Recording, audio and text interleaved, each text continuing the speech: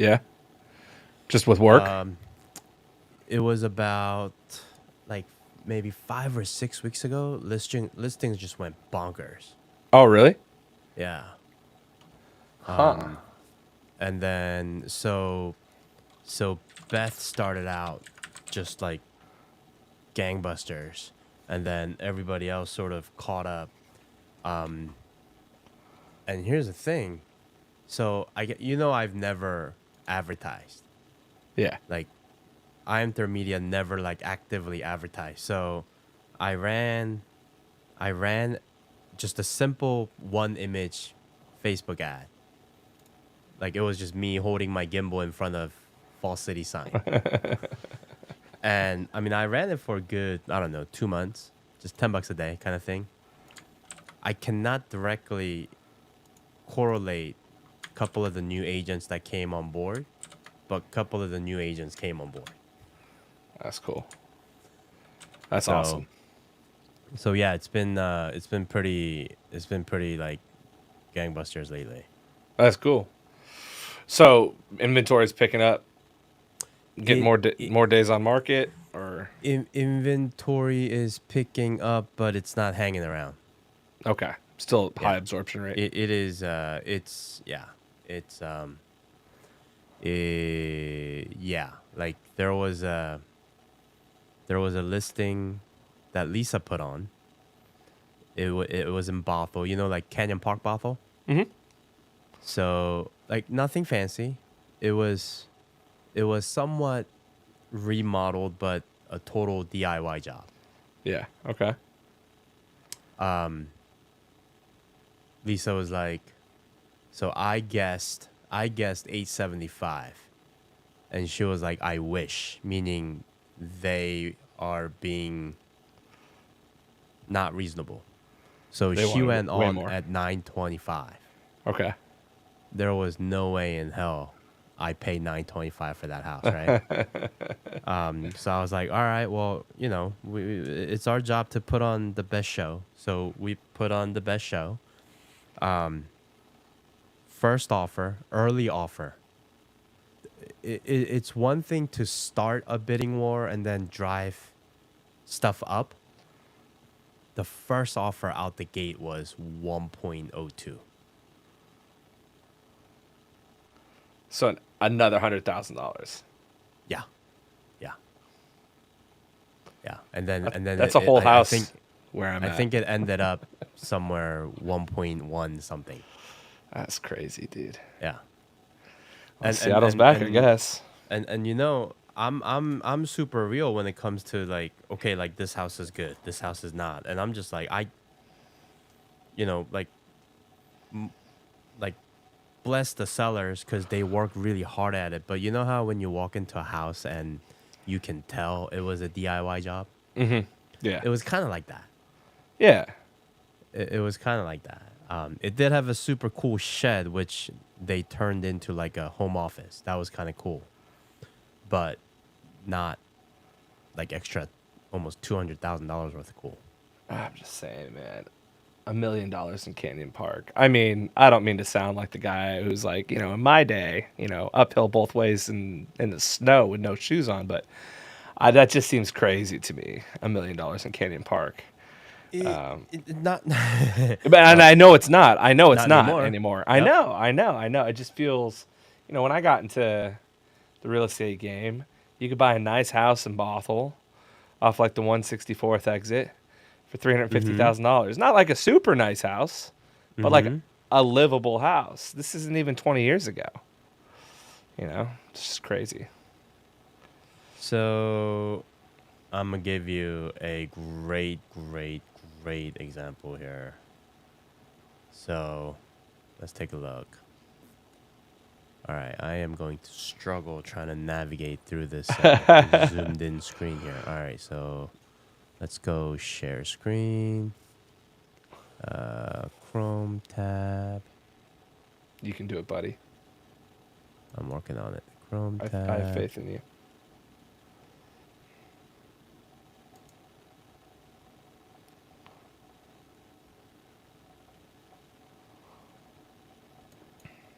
Why does it not? window.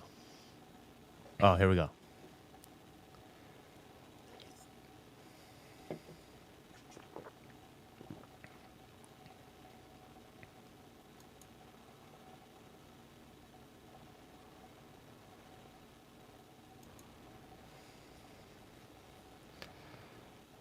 All right, let me blow this up.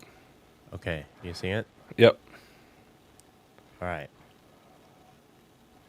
Dude, that's Here nuts. we go. So this right here, this, you see this 995? Mm-hmm. Okay.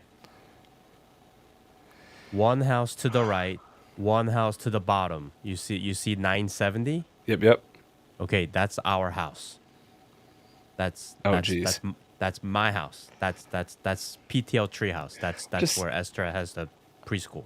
I'm just saying, $1 million for a split level just literally makes my heart hurt. So our neighbor just went on the market a couple days ago. Right? I mean, mind you, in 2009, we got into it for 320, right? Yeah. But it's like, I mean, by the way, man, houses look so much nicer in photo. Every Yeah, I single mean, you editors. Every single time. Okay, look at that. You could actually see our house out that window right there. I do love the mid-century modern windows on this thing, man. So I'm gonna guess. I know the family, and I'm gonna guess that they did some touch up and whatnot interior, but it is really like it's so hard. Like I hope to goodness that this sells for what it's asking, maybe even more, because that's just gonna help us. But I just, man, that this is hard to swallow. Yeah. It's tough.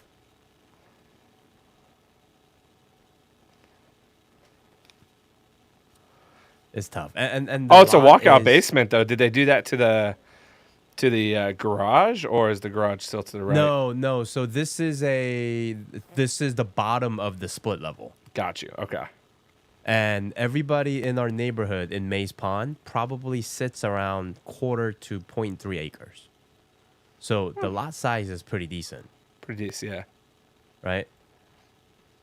So I'm gonna guess, and I don't know I don't know. So they probably, yeah, they have a good size Cool backyard. backyard. Yeah. Oh, they have a treehouse. Maybe that's why. Yeah, they got good chunk of. You know what? They actually, I think this one has a bigger lot. Yeah, that this looks one's probably closer. like- I would say 1/3 or 2/3 of an acre. Yeah, maybe this even one's probably 3/4. like close to, yep.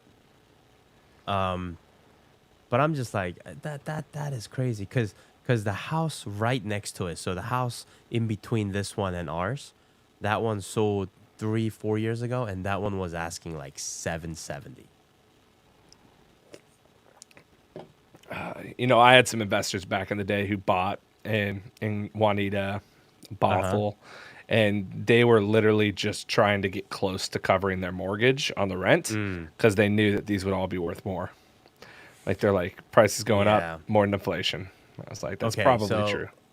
This one's got extra bathroom, extra bedroom compared to our house, and it's about like 300 square foot bigger, and the lot is definitely triple 0.72. Yeah, it's a huge lot.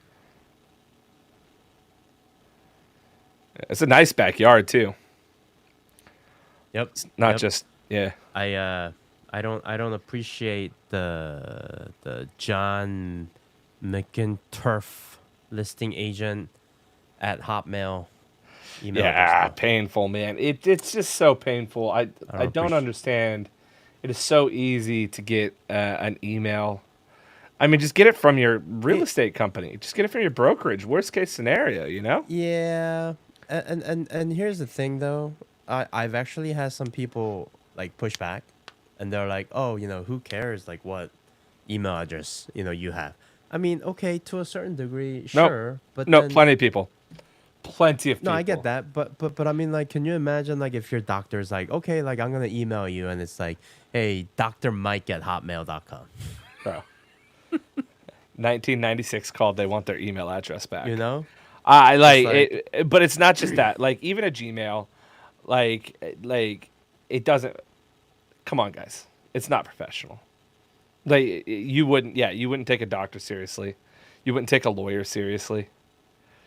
You know, supercrewlawyer@gmail.com, not happening.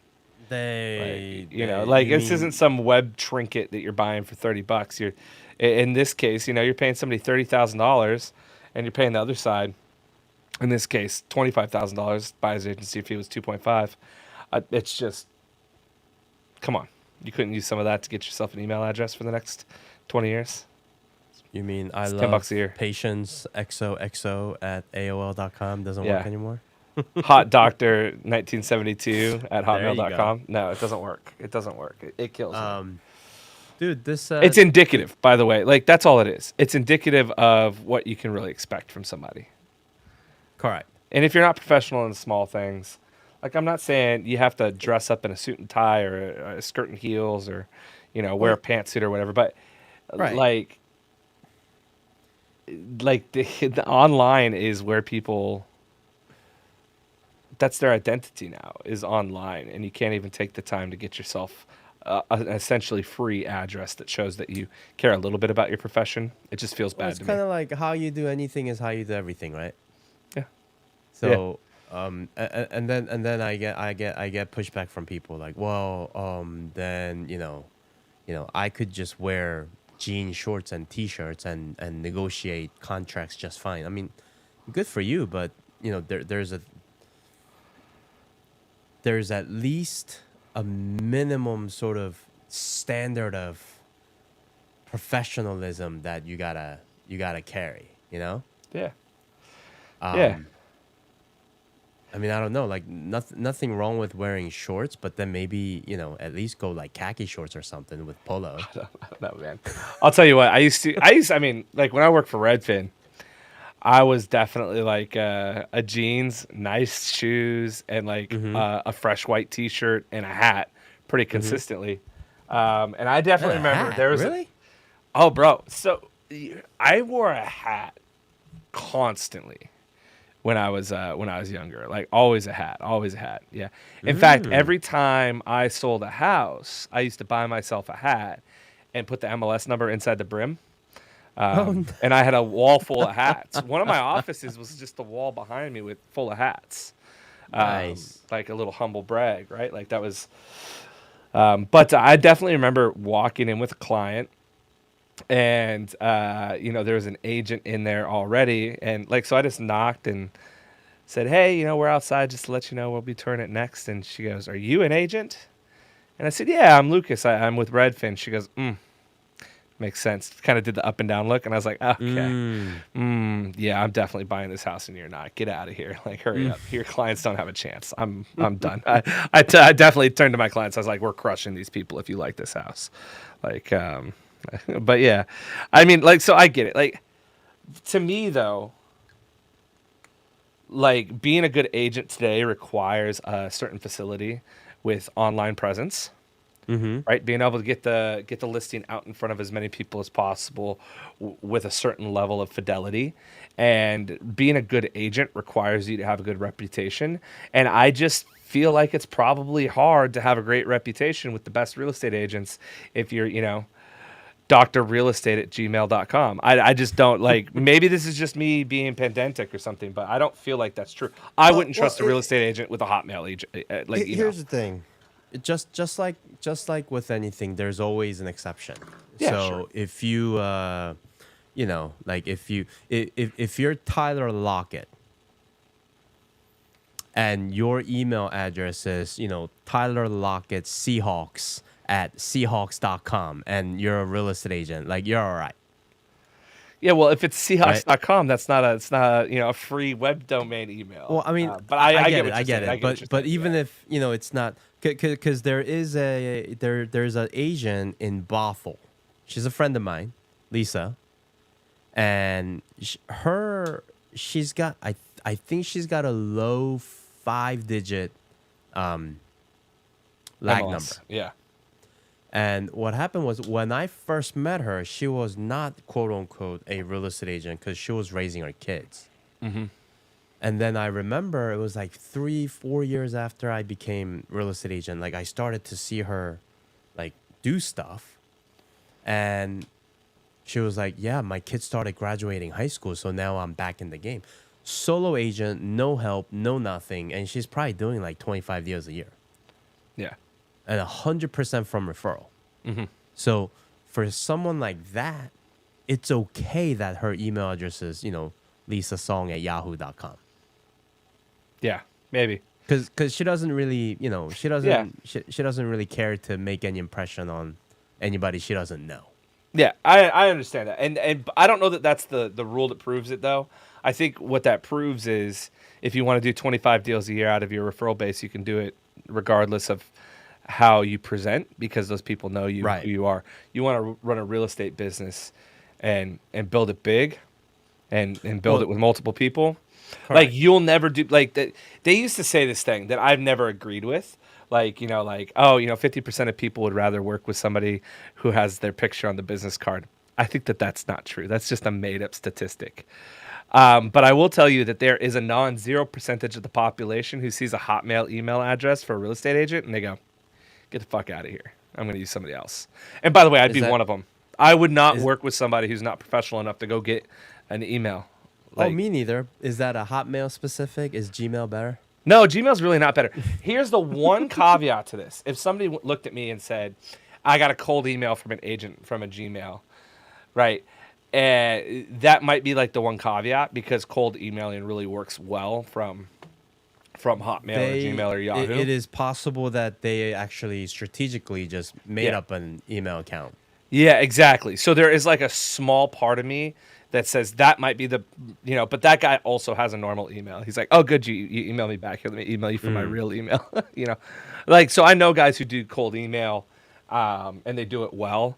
And the only way to do that is to kind of use burner addresses and warm up Gmail addresses. Because if you try to do it from a brand new ISP, lucassells.realestate.com, you try Right. to warm up that email, it'll never work. It'll never get delivered. Right. You'll be blocked in spam purgatory forever. Right. Speaking of, I mean, I've been contemplating about this a lot. Is no one teaches you how to start a business as a real estate agent. No. Nobody. I mean, you don't think Keller Williams does a little bit? No, because I have a friend, a younger guy, went to Keller Williams, Uh-huh. and I mean, I guess he did, couple of deals, right? But he's with a team that uses the place. You're familiar with the Place. place? Yeah. That whole marketing thing, right? Yeah, yeah. So basically, it's 50% off the top line Yeah. for using place. Jeez. And then from the remaining half, he has to pay his split, right? What's the split with his team? 70-30, That's not too terrible. right? And then he gets whatever is left over. So I was like, we were having lunch, and I was like, yeah, dude, like, because he was like, yeah, I still have to save money for taxes and stuff. So I was like, well, you have an LLC, right? And he's like, what's that? Oh, yeah, yeah. Nobody really talks about that. Yeah, that piece. I mean, it's just like the absolute basic fundamentals. I feel like it used to be talked about a little bit. I mean, we used to run a class at Remax Northwest. Getting an LLC taxes and S corp was the thing back in the day. I feel like other people that's used where to I talk picked about it it. up. That's where Yeah. I picked it up from. I mean, my first couple of checks, I was just running it in my social. Yeah. You Yeah, know? yeah. And I'm like, oh, okay, I guess I'm not supposed to do it that way. Yeah. Well, I mean, I think we've talked about this before. One of the hardest things about real estate for people to, when they get into the business, especially if they actually are successful kind of quickly, right? They do, in the first 6 months, they do 5 or 6 deals. That's successful, like as a new agent, right? Like you've got a good start. That's an auspicious start. But they don't really know what to do with that money. They don't really think of it as their business's money. They think of it as their money. And sure, they might take out, somebody might say, "I'll take out 25% or 30% for taxes or whatever," and they do that. But they don't really think about it like the business's money. And Because no one told them that it's a business. yeah. Yeah, well nobody really treats it like being a real estate agent is kind of like being a franchisee within a franchisee's, umbrella, right? Like you got to run your own business. You've got to, like that's I think Right. the big hump for people that get stuck at like that 15 to 18 deals, which in Seattle feels like the place where a lot of people get stuck, right? Or at least back in the day. It's probably actually lower now as the values in Seattle continue to go up and up and up. It feels like that 100,000 to 125,000 mark is where a lot of people get stuck at. They just get froze. And Yeah, the big breakout for most of them is treating it like a business and paying themselves a salary and then taking out right. bonuses quarterly or even yearly, right? So pay yourself a salary you can live with, and the rest is for advertising or taxes or big expenses that come up for your business. And Right. then at the end of the year, you got all this money left over, and you can pay it out as a bonus. Which is this is not financial or tax advice, but it's tax at a lower rate. So Here's the thing that I've been really sort of like contemplating on is the fact that when we're doing this job, I mean, when we're doing any job, even my previous career, like as financial planner, when you're put in a place where you have to, your job is to advise, look out for someone's best interest, sort of like guide. mhm, But then there's monetary thing that gets in the way of what decision do I make? mhm, Like how do I treat this? Am I really looking out for their best interest, yeah. or am I looking out for the best interest of my paycheck because I have to pay bills? It's hard to divorce that if you. Yeah. It's just a natural human nature that when you're in a tough spot financially, when you have to worry about how am I going to pay the bills, how am I going to put food on the table, like you have no choice but to have that dilemma, whether you make the right decision or not, right? The dilemma is there. Yeah. So, but if you build it as a business and build it the right way, in the beginning it might be a little bit tougher, but you're building something that's going to be sustainable. And in turn, ultimately, it's going to allow for you to be able to serve your clients better because you will not put yourself in that situation where, oh, like I have to, go against my ethics Yeah. because I have to make a couple more dollars. Yeah. Well, listen, I mean, it happens even with successful agents. So, of course, it's going to happen with the agents who, really need the money. I mean, the amount of successful agents that I've worked with over the years that are like backroom dealers, right? Like you call them, you go, "Hey, what's up? Alan agent." This is not a real person. But like, you're like, "Hey, what's up, Alan? Good to talk to you, man. Hey, we're interested in that 123 Queen Street. And, hey, man, I think we could do this. Where are your clients at, man? What can we get them to?" The amount of times I've had somebody wheel and deal with me on the back. Okay, I'll go talk to my clients. I'll see if I can get them there. Now, some of those people may have already worked this out with their clients, what they can and can't say. Certainly what Mm-hmm. I used to do. I'd go and say, "Hey, here's my tactic. Here's what I'm going to try to negotiate for." When I'm offering like escalation clause or something like that, I have a Mm-hmm. pre-plan with my client. Here's what I think we should do, and here's what I'm going to say, and here's what I'm going to attack it as, and I'm going to make it Right. seem like we're wheeling and dealing. But a lot of agents don't. They're just like, "Yeah, man, no, we should be able to get that done. Let me see what I can do for you." Mm-hmm. Now there's a difference between just being a jackass. Ah, There's people out there, funny. and I can say this. I can say this with certainty because I was put in that situation. Like I was literally in a position where I've got the two different you know bobbleheads on Angels. my Yeah, shoulder yeah, yeah, talking to me like, okay, like this is the right thing to do, but this is gonna make me more money. And man, like that struggle is real. yeah.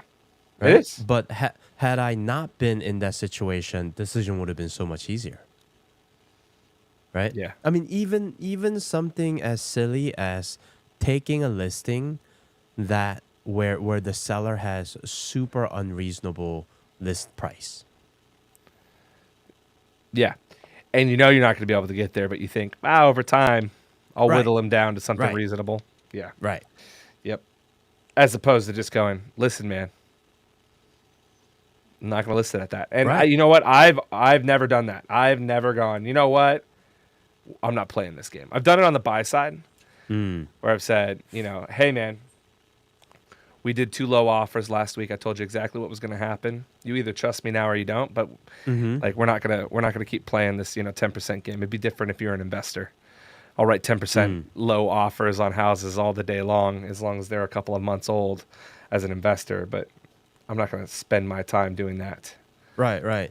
But You know, it's almost like the way you would educate your clients and kind of like, the guidance that you provide. Like like all those things matter depending on how well, positioned you are as a business person, but just, financially, like overall. Like you can tell who's desperate and who's coming from like just a good place.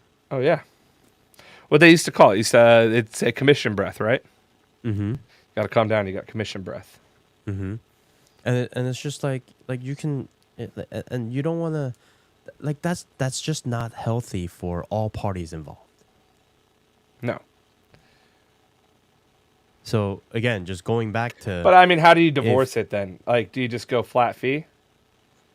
no, I don't think. I think what needs to happen is here. Someone let me give you a shout out to Courtney Benson, agent down in Dallas Fort Worth. She's a pretty big TikTok Okay. person.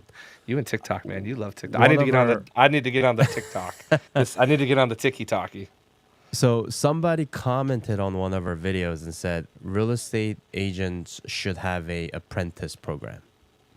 I actually love that idea. 100%. I love that idea. 100%. Can you imagine if the electrician industry operated like real estate industry? Yeah, dude. Can you imagine?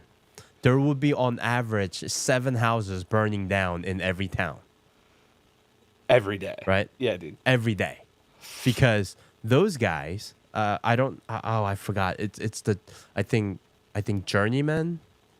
There's different rankings that they have to go through, Yeah, there's apprentice and then like journeyman apprentice and then master. journeyman.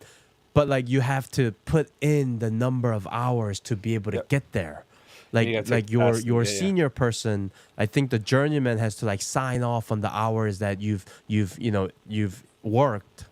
So Yeah, and we kind of tried this with brokers a little bit in Washington, right? Enhanced supervision is what we call it. The first 2 years or X amount of contractors enhanced. I mean, that's why at Remax Northwest, I mean, I spent so much time reading contracts. Like, because everybody would upload contracts, and then somebody, me, Josie, Matt, somebody, Jerry, would have to read them and approve them and say that they've been viewed by somebody who has much more experience or a managing broker's license. right. However, I mean, But it that doesn't work should out in just practice. But here's the thing, like something like that should always be there as a backstop to begin with, right? That's why people pay split, correct? I mean, I agree. I was just saying, like, I think Washington's thought about this, but here's the other side of it, though. Let me push on the other side of it. Washington has a problem. Washington has a problem with appraisers. The average age of an appraiser is actually even older than the average age of a real estate agent. And the problem with appraisers is you've got to have 2 years of working time as an apprentice before you can get your full appraiser license and be an appraiser. Makes sense. You're not incentivized. Like, the state doesn't have a program where it's like, okay, we're going to pay appraisers more, or like the appraisal companies, like, so there's been a shortage for the last 10 years, and it's getting worse. Right, but they Of also appraisers. don't make 10, 20, 30 grand a pop, I feel that. right? I do But I'm get just it. saying, I'm like- just I guess my call out is there are some struggles to the apprenticeship program, but I love the idea of there being an apprentice program. But if it's required by law, Do you really want the state government stepping in? you cannot become a electrician without going through the apprenticeship. I hear What you, is the but difference? that comes What is the from union difference? days, right? Like that's how the like it flowed a very specific way. I don't Mm-hmm. like. I think it's difficult. Like, listen, I would love real estate apprenticeship programs. It seems like the exact thing that realtor should be pushing. By the way, Mm-hmm. like when I think about like things that realtors could do that could change the industry for a real positive, something like an apprenticeship program, incentivize these more senior realtors to take Mm-hmm. on people. Like, and if the state did it, they'd have to do it not in like such a formalized way. It would probably need to look something like, you know, I don't even know, like to have a managing broker's license, you have to take on a certain. I don't know, like you have to do something. We have a okay. So this seems like a tangent, but it's not. There's a private gun club here in coastal Georgia, Mm-hmm. where I live. They got a really cool long rifle range, but you can't just join. You got to know a guy. In fact, you got to know three guys or gals to sponsor you into it. And then you've got to pay membership, and the membership can go up or down based on how much community service you put in Makes to sense. the community, right? And actually, in Washington, in Kirkland, I don't know if you know this, like on the Kirkland Redmond border, not on I've been there. 124th. You've been there? I've been Okay, there. cool. So Yeah. I was a member there for Like years. in the middle of just A nothing but neighborhood. houses, here Yeah. comes this amazing gun range. Yeah. Yeah, dude. Well, the gun range was there first. Right. But they did It's the same crazy. thing. You could pay this membership due or this membership due, and if you pay the lower one, you had to put a certain amount of community service days. So maybe there's something along those lines for realtor. Hey, realtor dues for your first 5 years as a professional are lower. Once you hit 5 years and X amount of deals, you either pay this or you have to mentor X amount of people, or like something like that that just heavily encourages people to do apprenticeships. And to be a realtor, you have to get an apprenticeship. Like you do something Correct. like that. Like you can't be a That realtor without being an apprentice. Now, of course, a realtor would never do that because they like their money. But something like that, I would be all for. It would turn me around on realtors. I would go get a license again and join the club just to support them if they did something like that. well, again, when I started, I had a mentor, and I was giving him 10% of Yeah, my commission. yeah, me too. That makes it worth it both ways, Yeah, no, right? I So get that. whatever that arrangement is, and honestly, I feel like it should be either number of months, like it should be time or number of transactions, whichever is more, You got to do it the other way. whichever Right. is less. Yeah.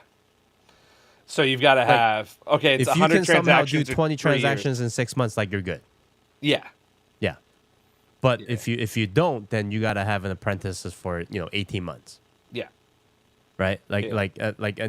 And like I would not mind having to test every quarter on like different knowledge base, No, no, because right? if you know the business, you know the business. If you know the Because rules, you know the rules. if you think about like the process of becoming a certified financial planner, Hmm. it's a 2 year long heavy studying, crazy exams, and you have to actually like go like do an interview with the ethics board to get a title. Yeah, And it's like it's then it actually means something. yeah. But I think the problem is those businesses are not based on like let's think about like who like is in control of the industry. Mm-hmm. Realtor, in brokerages. Their entire business model is about putting as many people in. I mean, it's the reason we haven't seen education standards for realtors rise in the last 30 years, Oh, I'm not. Yeah, I'm not right? Like, disputing that. Like, yeah. These are I'm already sorry, I'm being a wishful thinking. naysayer. I'm with you, man. I Mm-hmm. would love, like, even to the point where like Realtor or Remax or anybody, I like anybody in power could easily offer a certification, and they certify 100 agents in it off the bat, like that are really quality agents. And then, if you want to get this certification, you have to spend time, apprenticing to get it. Like, you could do something that simple. Like, it's Mm-hmm. just a badge of Uh, honor. but it's just like certification or not, right? Even if you just say, hey, you have to have a mentor that is involved for, first 10 transactions Listen, or yeah, for you'd the have to first you'd have to change the law. I just don't know that any other you way to know do it. what? If But you know what? You're still gonna have brokerages trying to get around it, right? You're still gonna I'm have plenty of people getting around it. I'm not a huge government person per se, but if something like that is going to help the entire real estate ecosystem move forward to people actually doing good work, I'm game. I don't think good work comes from making rules. I think good work comes from like better quality realtors and agents come from somebody somewhere with some leadership cachet standing up and saying, we're going to make a difference. Like, we're going to differentiate ourselves, and here's how we're going to do it.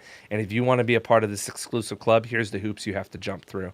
And they're not like pay more money or raise money or show up to a certain amount of meetings. You got to put in the work to be better. You got to actually be better. Like, one of my greatest bummer outs while I was at Zillow, because I left before I ever saw this completed, and I don't know if they're ever going to do it, was I came up with the idea to. It was right. Do you remember when I think it was Newswire or Newsweek came out with the Long Island realtor redlining thing, where they had a bunch Hmm. of people go undercover and go to real estate agents and ask to get shown certain neighborhoods, certain houses, and like the white people they're like sure, and the black people they're like, oh, we're gonna need you to see your pre-approval letter. And Oh my gosh, I it's mean, it so was bad. bad. It was like it was in like 2019 that it came out. I mean, it was Mm-hmm. like people lost their licenses when this all came out. Like, it was a big That's deal. Like, it was like terrible. actual criminal activity. And what I wanted to see Zillow do was go and offer like a badge for their Zillow Premier agents who went through Mm. like a specific course on how to actually think through not only like, okay, I'm not going to discriminate based on color, but like all the little things that people can do, like walking distance to the park is actually a violation of MLS rules because it's talking about something in Washington that's protected class, which is disability, right? Like, so all these little things, like, we should just bring it to people's attention, let them take the course and recertify year after year. And if they fail on this, like for any reason, they get the badge removed. Like, I think that somebody in the industry could stand up and say, hey, here's these agents. They've gone through these courses, they've been mentored by these people, and we're putting our stamp of approval on them. And if they fuck up, we're gonna take that stamp away. Like, I don't know. I like, and that could absolutely be an apprentice type So program. so I like that. If you mess up, it's gonna get taken away. So who takes it away? Whatever the governing body of that is. I just don't think it's a government. I think it's a It I yeah. think it has to I, come from the ranks. I think it it, has it to be. Do you remember what Realtors started as? It wasn't a lobbying group for. it was a It consumer advocacy group. was a consumer advocacy group. Start another one. It You ain't know, that no more. Well, please. somebody out there is trying to. Who's working on it right now? I know a couple of people Uh, are actually. yeah. You know who should do that? The lab code agent guy should do it. Tristan, what's his name? I mean, that's a pretty big group. It's a massive group. I You mean, know. I like there is something like I too went through mentorship. I was very lucky to join Lisa's team very early on. Um, but I remember interviewing, and I went to like three different brokerages, and I was, by the way, interviewing them. If you're an agent that's just getting started and don't have a brokerage yet, they are not interviewing you. You are interviewing them. unless it's for a team. Mm-hmm. But I remember going to Coldwell Banker, and I was super impressed with those guys. But they were literally like, "Okay, here's the plan. Here's your plan for the first 6 months. Here's so and so. He's going to be your mentor. He's going to take, I think it was 10%, but the split was like 50-50 for the first like 18K. Mm-hmm. So he's gonna take 10%. We're gonna take 50%. I'm like, I'm left with 40%. And they're like, and his thing was the very first thing you're gonna do is you're gonna start farming. I remember that. Like he's gonna like you're gonna start sending every door direct to your neighborhood, and that was like his big plan for me. And but like that was he's like, I will have you help work on deals. I'll cut you a piece of them. Like I'm gonna teach you how to be a real estate agent. I care about how people are treated in this business. For me, it's not about the money. It's about, you know, passing on what I've learned over my 25 years in real estate. And I really appreciated that. I appreciate that. I was like, okay, okay. But then I convinced Matt. I actually really was an interview with Matt because Matt didn't want a new agent. He was like, I mean, he didn't quite say it, but he was like, just go to Keller Williams for a couple years. Come on back. Like, which, by the way, was the de facto Remax response for, you know, the first 35 years of their life. It's like the entire just man, something somewhere is just broken. I just feel like, you know? By the way, this is why I tell people to go join teams. I mean, I know I say it all the time. Get your license, go join a team somewhere. Not like a fake team, like a Keller Williams team, where you're just going to give somebody more of your split and they might answer your phone call. But like a legit, like this person spends money on leads and they give you referrals and you're going to go do their open houses and you're going to go show their houses for them and you're going to do the grunt work for the first 2 years. And you might only make 50, 60K your first year. That's okay. You mean like join a team to learn, right? Yeah. Right. I know so many people who started out on teams. They spent 2.5 years. They built up their own little book of business. Their friends start to recognize that they're being successful. Because the problem is when you get into real estate, everybody's like, I'm in real estate now. And they're like, look at this super cool house. And like they're pretending, right? Like they've never sold a house in their life. They're doing open houses or going to tour houses at brokers opens or whatever. And they're kind of pretending. But once you really do start to get going, you're like, oh, sold another one. Oh, here's my happy couple. Oh, just did it. You know, just closed a deal over here. Super excited. Right. Like all of a sudden, a year and a half in, like people start to go, oh, Jay's in real estate. He does business. Like he's not just my friend's friend. Like I see that he's doing business. Plus you got your referrals from and 2.5 years in, you say goodbye. You pay a little bit of money as a referral on any of the leads that they gave you that come back to you for the first couple of years. And everybody's happy. You've got a good mentor that you can always go to if you've got a question. You've learned the business on somebody else's dime. You made some money your first year, which is like if you make anything your first year, you are better than 90% of the people who started. Like it's just is what it is. And so like, you know, I know, and here's the other thing. A lot of people get into real estate and they're not always coming from the best industries. And a lot of Mm-hmm. people, go from like Mickey D's the real estate agent overnight, right? From do you want fries with that to like, hey, do you want to go see this 2 bedroom, 1 bath condo in Seattle? Like overnight. And so making 50 or 60 grand a year ain't bad either. I mean, I Like, definitely came from financial planning industry making $250,000 a yeah, yeah, year, yeah, but yeah, you yeah, know. yeah, yeah, yeah, yeah. You're different. You're different. I'll say it this way. I came from an industry where like I was working for not a mom and pop, but it was still like a medium sized U.S. manufacturing business, making decent-ish money for like my age, and walked into a business where within a year I went from making like 45K base to way more than that, six figures, like Mm-hmm. like almost overnight. I mean, And it is.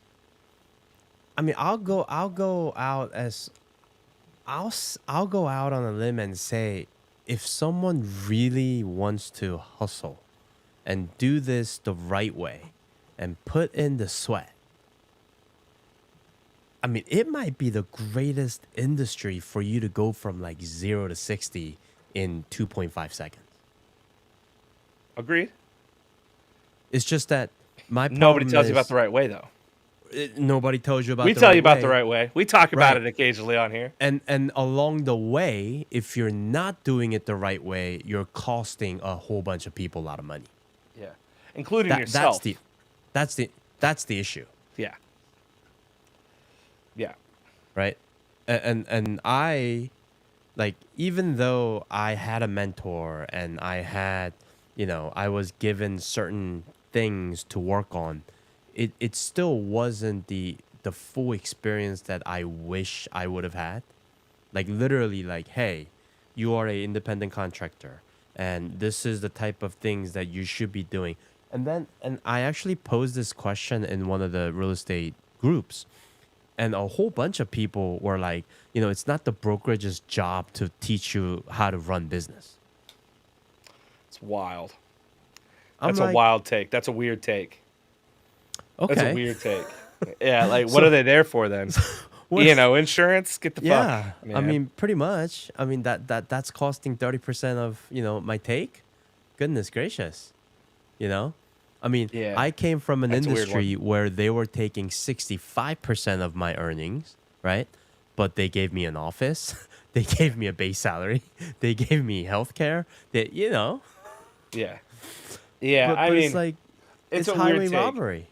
I think so. Here's a couple things I want to talk about.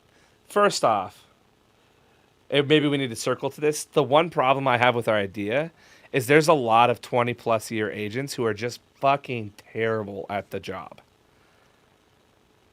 The 100%. amount of times I've had to It's explain not. to veterans how to count days on the Washington contract, like just thinking about it makes me want to poke my ears out. Like, It it is not time in the industry. yeah, It is not how long you had your license. It's not how low your lag number is. it should be like minimum 100 deals, and then you're only allowed to be sued once every 100 deals. And if You you could exceed those rules, you're you out. could have been in the business for 5 years, but you could have averaged like 60 deals a year. And you are far more experienced than, a 20-year veteran who does like 10 deals a year. Yeah, 100%. 100%. So So, the so other thing that I would call out, man, and I think you're bang on, we don't teach people in the industry how to do the business side, and I wish we did. A part of me goes, like, a lot of times new agents use the business side to, like, not do the work that actually produces, right? If you know what I mean, right? Mhm.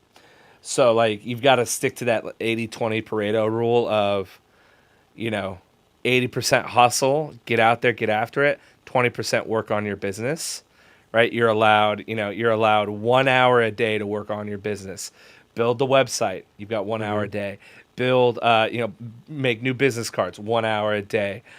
Form your LLC, 1 hour a day. Do your receipts, 1 hour a day. Like, everything else has to be momentum forward in the business. And if you're willing to stick to that, I think bang on. Let's get everybody signed up with LLCs. There's lots of great ways, by the way, to inexpensively form an LLC and get your tax structure all set up for you. I don't know if that's the first thing I would do, right? As an agent, I think probably makes sense to sell, like, get like 30K in commissions first, because it doesn't matter until then, anyways. Like, it really doesn't, like, Like, there's no first real tax benefit for the first 100,000. first deal or two, right? When you actually have a tangible, oh, I just got my commission check and it's $8,000. All right, great. Like, I'm gonna take 30% of that and I'm gonna invest it back into the business. Start Like, form an LLC. now I have some ammunition. I can form an LLC. Like, I can invest in, getting a decent website or, whatever. Get a cheap online bookkeeper. Mm-hmm. That's gonna make your taxes a breeze at the end of Yep. the year. There Yep. are some fantastic ones. They're like $50 to $100 a month. Like, get your business, get your bookkeeper set up with that first commission check. Then you don't have to think Mm-hmm. about it for another year. And when taxes come, easy Right. peasy. They got it all ready for you. Even as dumb as you might think, but like tracking your miles. Just having an app on your phone that's going to track business miles for you, right? Get yourself a leased car. We Like, don't invest in depreciating assets here, Jay. you know, what if you already own a car? I hear you. I did not track my miles the first year. It's But you can crazy. go back. Not financial or tax advice once again. But you can go back Mm-hmm. and take them the next year. There's like a rigmarole you have to go through, get an accountant to do it for you. But Here's the thing, like, if you look at like professional athletes, right? Like NBA, NFL, all these leagues, like they have all these different classes for rookies and even just their players in general. Like they have financial literacy classes, like how to invest money. There's like, if you look at this industry, there is very, very little, few that are out there trying to like add value in terms of education.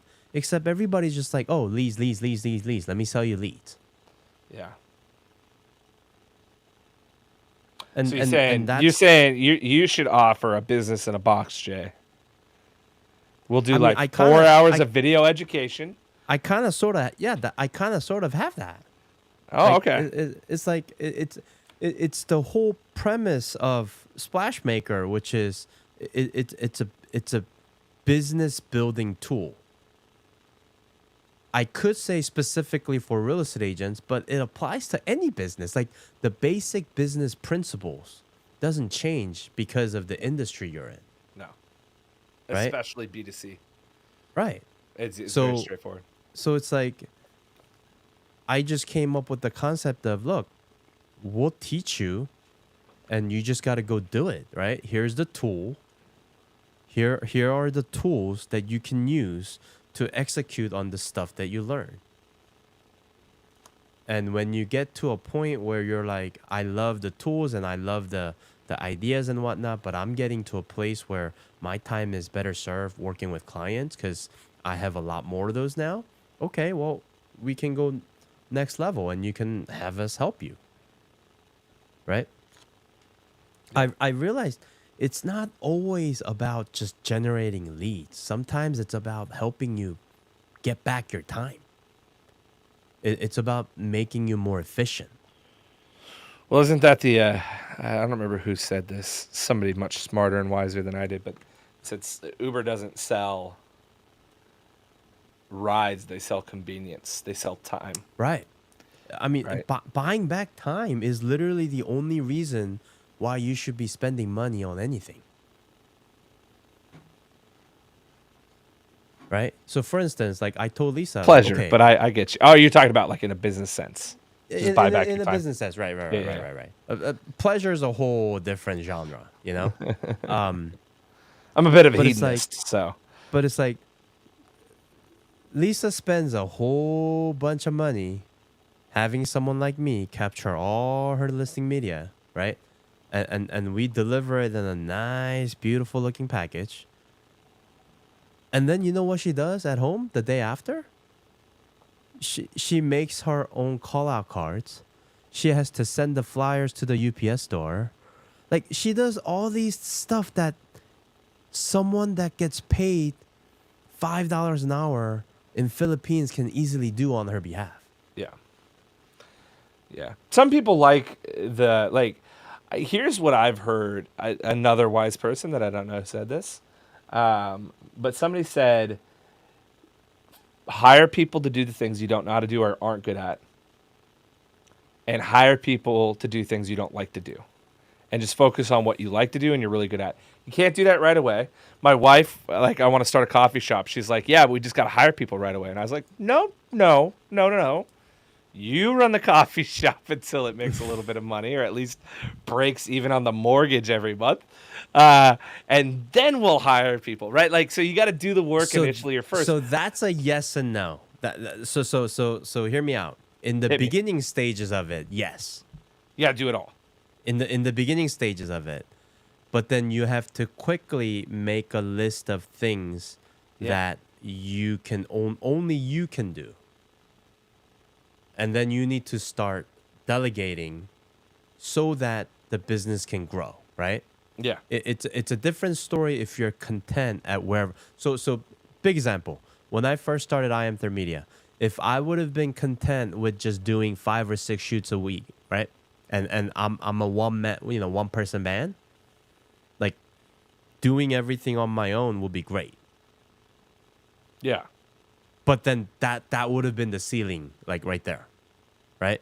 So, because doing what you're good at and what you love, it has its ceiling on. It's gonna start to limit you. Because I'm good at video editing. I enjoy video editing. That doesn't mean I should be the one editing all our videos. You see what I'm saying? 100%. So it's like you have to quickly get to a place where, and again, this is if you want to scale, make it into a business where you can step out and still have the machine running, right? Yeah. Like if you can care less about, if I'm going to just go on a vacation and, I have nothing in place to, touch on my leads and, react to, voicemail, then that's fine. But if you want to, and who doesn't?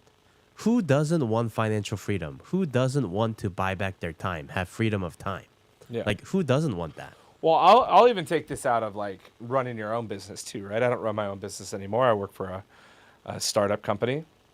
And one of the hardest things I've had to learn is delegation myself, right? I have people who work, they're on my team.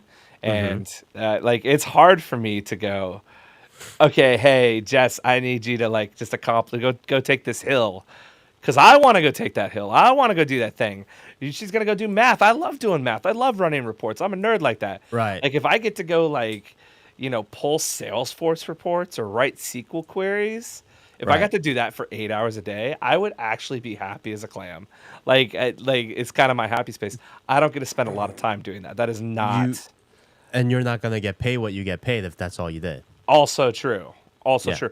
And this is true as you go up that, like, I look at our CEO. My CEO's job is, I don't know, probably 40% recruiting top talent to senior roles, 40% dealing with like more investors, getting, raising rounds or talking to our current investors or anything like that. Like that side of it, maybe that's 40 or 50%. And then 10% is stuff in the business where, he comes to a daily meeting where he hears about what's going on from the senior leaders in the business, Right. and kind of like, gives like feedback or just stays in touch with the business. Sometimes makes a decision there, but he's really good at delegating too. He's like, this is not my decision to make. This is this chief executive or executive's decision to make. This is this executive's decision to make. I mean, I like one of my favorite moments with him was me once going, hey, I'm having this problem with these two departments that aren't mine. And he just goes, okay, you should tell him that. He's like, I'm going to tell you now, I'm not going to do anything about it. You need to fix it. He's like, you could tell them that I said it needs to be fixed. But he's like, I'm not, that's your job. My job is to encourage you to do your job, right? Like, and it was a good moment for me because it's like, okay, I have the authority to go like try to get this fixed. Like, this is my job. I gotta get this fixed. But it also showed me he's like, I'm sure he would love to go fix that. That makes sense. He would love to go like yell at these people, but like, yeah, it's not his. He probably could have fixed it faster. Yep. Right. But it's a different hierarchy. Yep. His 20 minutes is worth way more than your hour. It's that, and you can't do everything, and Right. which is so hard for me to learn. My boss has to tell me this all the time. Lucas, you can't do it all. You can't do it all. Like, let me help, or let somebody else help. You can't do it all. And I'm like, I'm pretty sure I could do it all. Like, like in the back of my mind, that little part of me that's going, don't challenge me. I could do it all. Yeah, I'm pretty you sure you can't. could, but is that the best use of your time? But you can't do it all too. And that's Right. the thing that small business owners need to learn. You can't do Again. it all. Like, you think you can, but as you grow your business, you got to start giving parts of it away. Parts that you're not good at and parts that you don't like. You could do it all if you just admit that this is all I need. Yeah, if you want to stay down here. If you want to put a If you cap want on to it, stay then you can do it stagnant, all. steady Eddie. Correct. Yeah, Correct. listen, you Right. can, like, I've seen people do 50 plus deals a year on their own. They do it all. They don't have much of a life, right? Like they're just kind of running from thing to thing. They're frenetic, but like they're doing it. They're making great money. They're stacking money away for retirement. They're buying Mm-hmm. properties of their own. Good for them. Right. They'll like, but like, if you want to have a good, stable life, make a lot of money in real estate, Right. doing it on your own, and I'm not saying even necessarily that you have to get a team, but just like hiring the right people to do photography and marketing for you, Mm-hmm. right? Hiring the people to manage your transactions. Just get a contractor. You don't have to actually hire them. Hiring Right. people to do your marketing. Like the thing, like Vince Grant. I remember like every quarter, his team would be in that office next door, and they'd be, stuffing envelopes with CMAs that he'd prepared for his past clients' houses. These big yellow envelopes, and they were just doing that for like a day and a Mm-hmm. half straight every quarter. Yep. And he paid somebody to do that, right? His team did that for him, Dude, I told you and about my friend Brandy down in Arcadia, Florida. she does the same thing. Sh- her husband, all the kids, right? That's so funny. It's like Friday night stuffing envelopes. And see, here's the thing. I know who I am. I would never. It would never get done. Now, Jared, our friend Jared Frazier, came up with a Mm-hmm. brilliant way around this. He's like, oh, I just do 10 a day. He Yep. goes, here's my current postcard or letter that I'm sending. He gets them all ready. And then every day he writes a quick note and places 10 stamps and send them off. And if he Mm. doesn't do it on Thursday, on Friday, he still just has to do 10. He's like, if I Mm. get behind, I'll Right. never do it. Right. But if I just miss a day, I go, okay, I can't miss another day. I just go do Right. 10. I don't feel guilty about it. And he got that system going. It worked for him. I would never do that. Back when Remax was doing like I don't even remember Client for Life, I was like, Client for sign me life. up, dude. Yep. Sign me Yep. up. I don't want to have to ever mail anything to anybody ever. Like, this is my least favorite part of real estate. I would rather And show open which is houses. fine, Yeah. which is fine. And Yeah. and now when it comes to something like I don't know, client for life, okay, maybe I'm part of the brokerage that's offering that service. Maybe that it's like it feels so not personal, I hear you. I you do know? hear you. You know what, though? Can I be honest? So does a fucking postcard. So does a postcard. By the way, also birthday cards.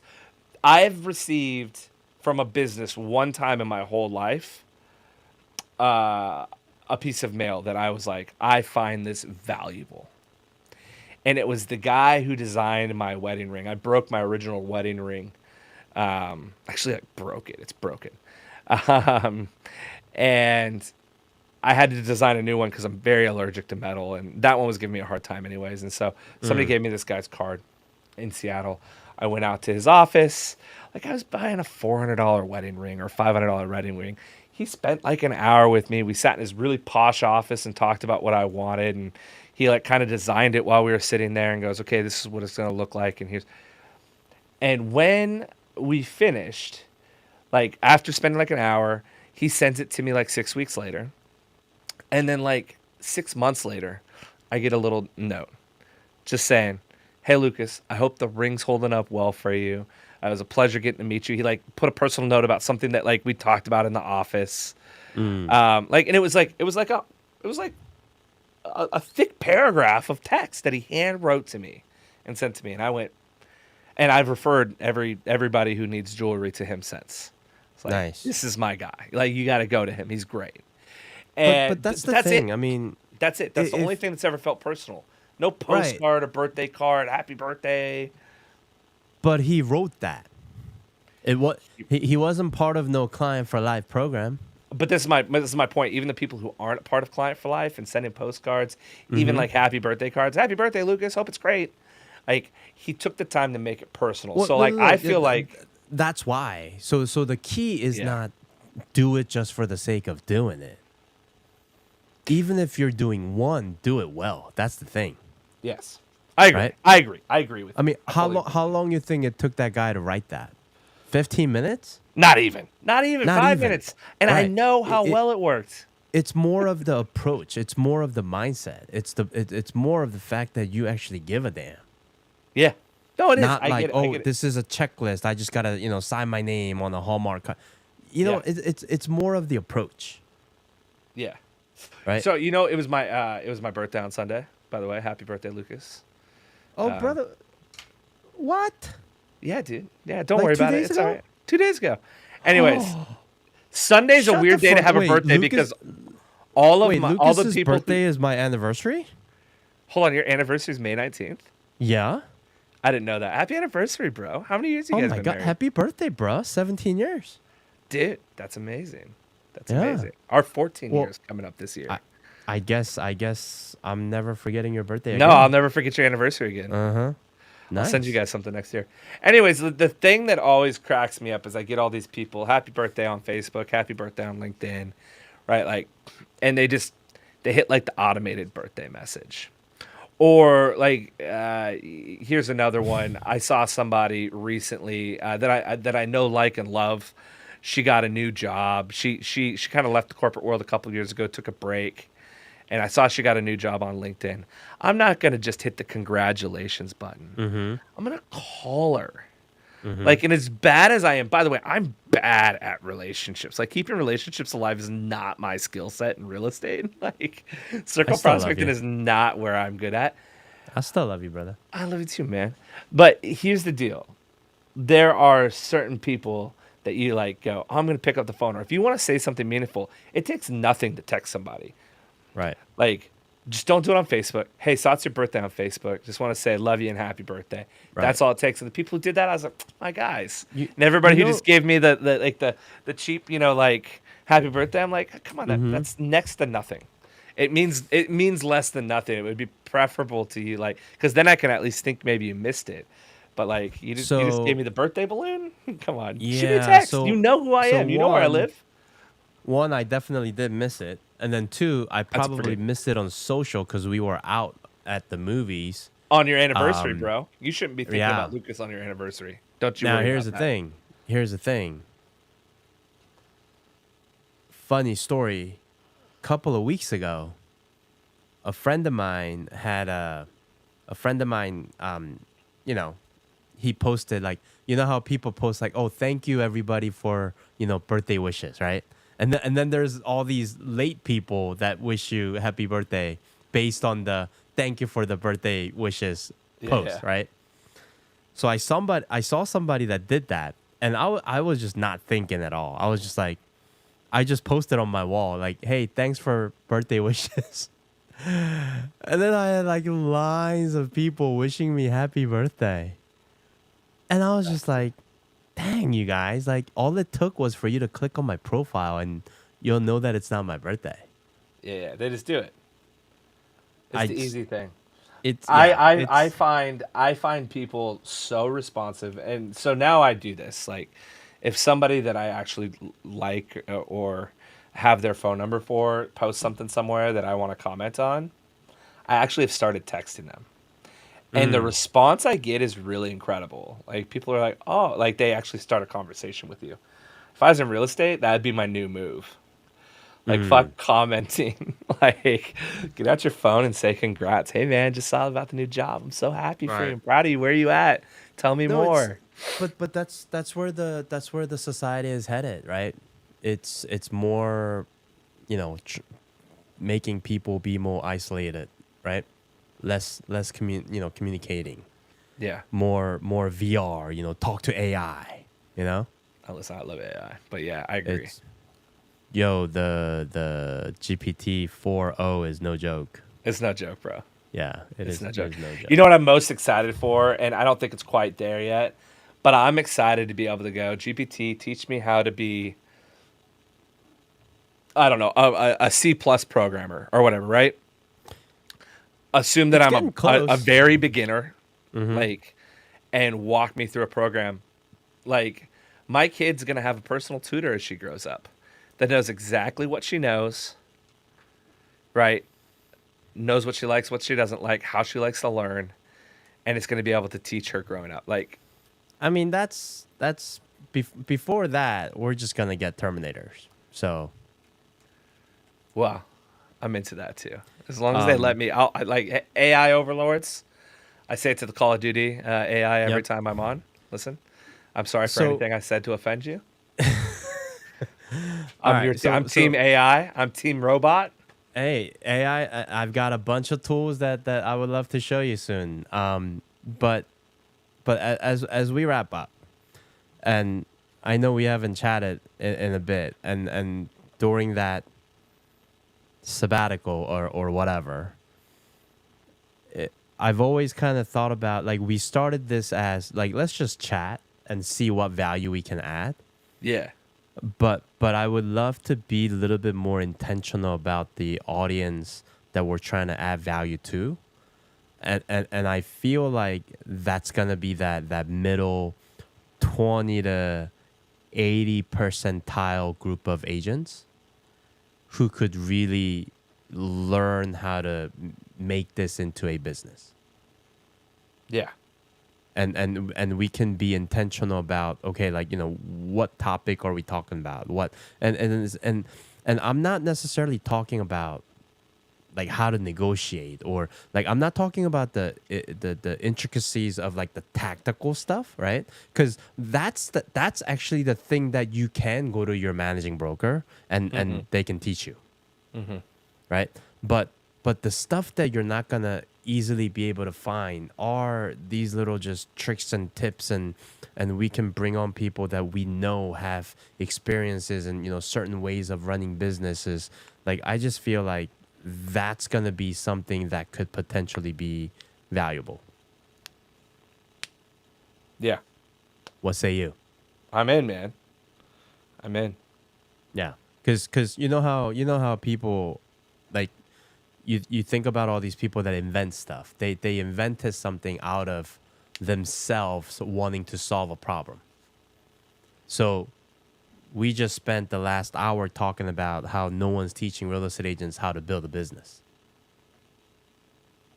I guess we're gonna give it a go at it. Listen, I think that is an easy enough thing to build a small education product around, and something that I found useful. I've seen brokerages in the past do it, not a lot do it anymore, and people found it valuable. And if there was just like a super simple way for people to go, okay, here's my 10-step process, and here's what I have to do on every one of those steps, and by the end of it, I'll be a small business owner and not just a real estate agent. If you could Right. give somebody that, I'm into it.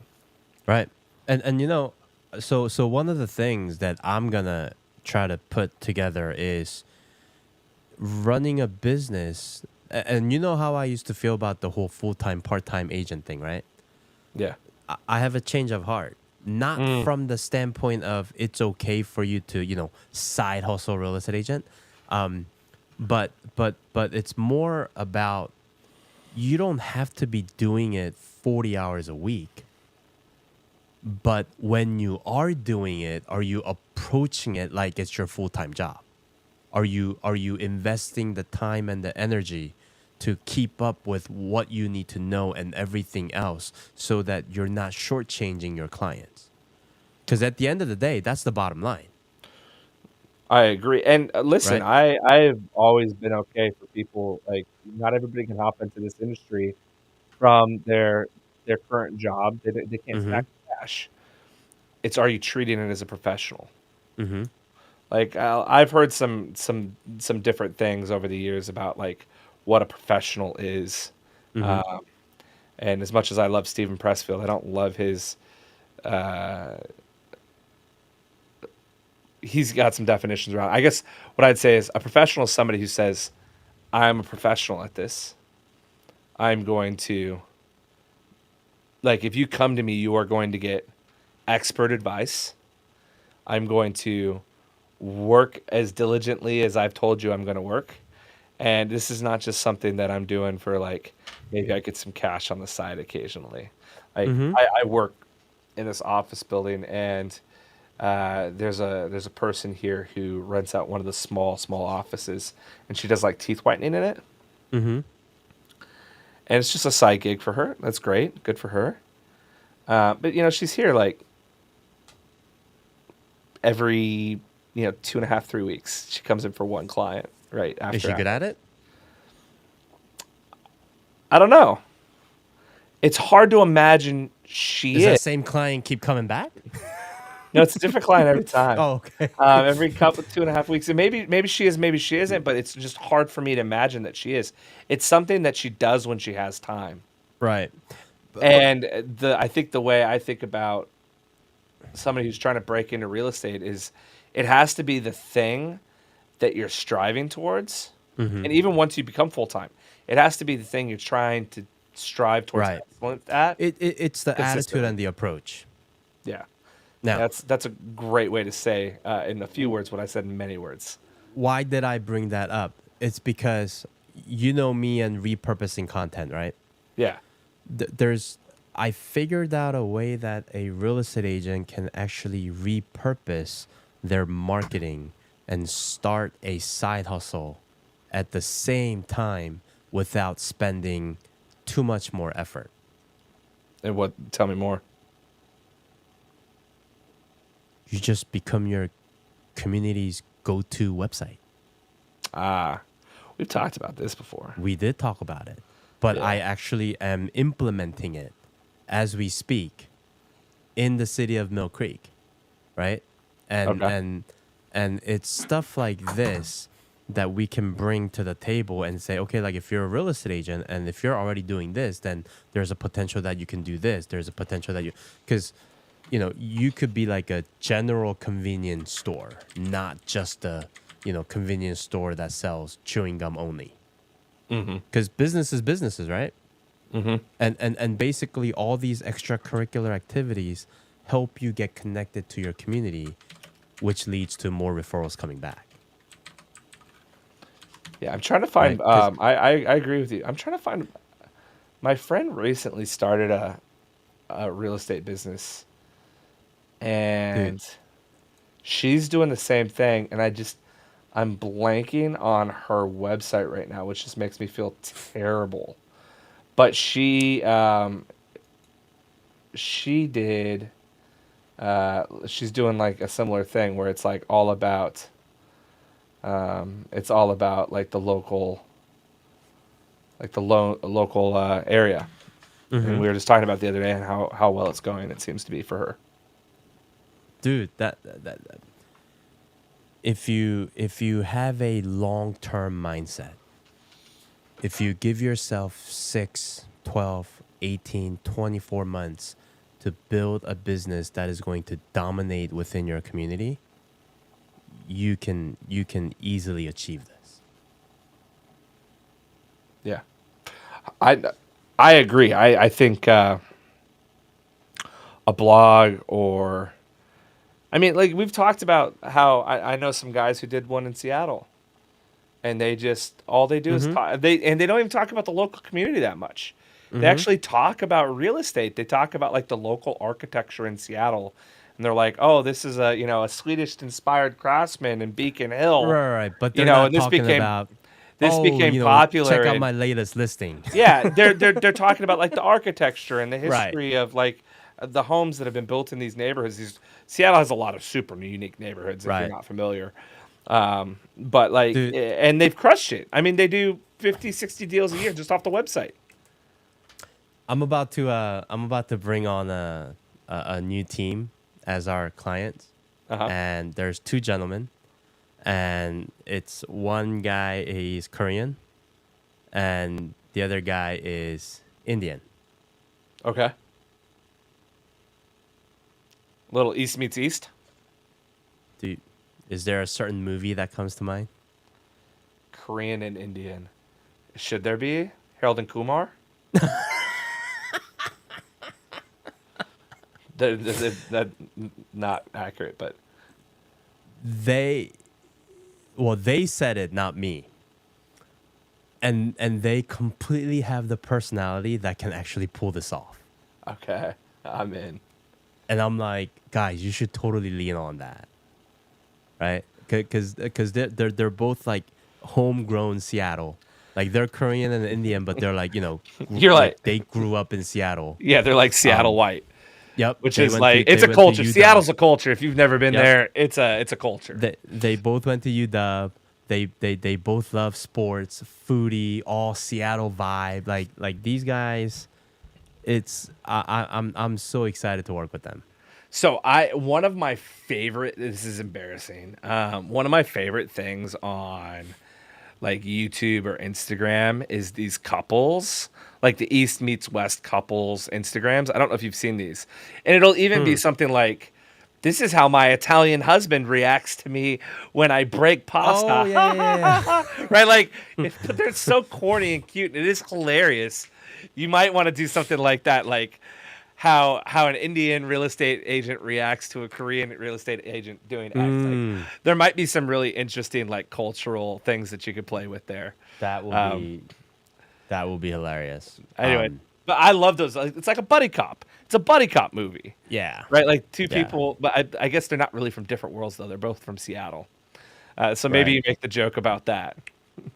Like, So I'm gonna push the stop button here, but definitely looking forward to this whole real estate agent business building journey endeavor. yeah. Um, Okay. I think, and here's something that I thought about. You know, a lot of people come out, and a lot of successful people, you know, they do speeches or write a book, and they do these, you know, self-help coaching or whatever. And a lot of them speak from their success, right? Because they've done something, and they were successful. I'm coming straight from all of my failures. Mm. I have not achieved anything yet where, at least in this space, where I go, I can profess success. Hmm. I cannot say that right now, but I can tell you I have made several mistakes where I know if I went back and I did not make those mistakes, I would have that success. Hmm. So my heart is coming from a place of failure, and it's sharing the stuff that I have learned through my shortcomings, which cost me money and time and a whole lot of energy, hoping And that money. that too, I'm just gonna say it again. hoping that there's going to be somebody out there that's going to be able to benefit from both of our journey. I'm into it. Thanks for I coming to think my TED Talk. yeah, thanks for coming to my TED Talk. You didn't look. You got to look. Center, left, center, Right. Do you remember that? There's a great TED Talk, and then we could end the video. There's a great like video, or it might have actually been a TED Talk about giving a TED Talk, very meta. But there's somebody did a video once about how you do a TED Talk, and now I'm talking about a statistic that you really don't understand or care about, and I'm gonna soften my voice and look like I'll find it. I'll send it to you.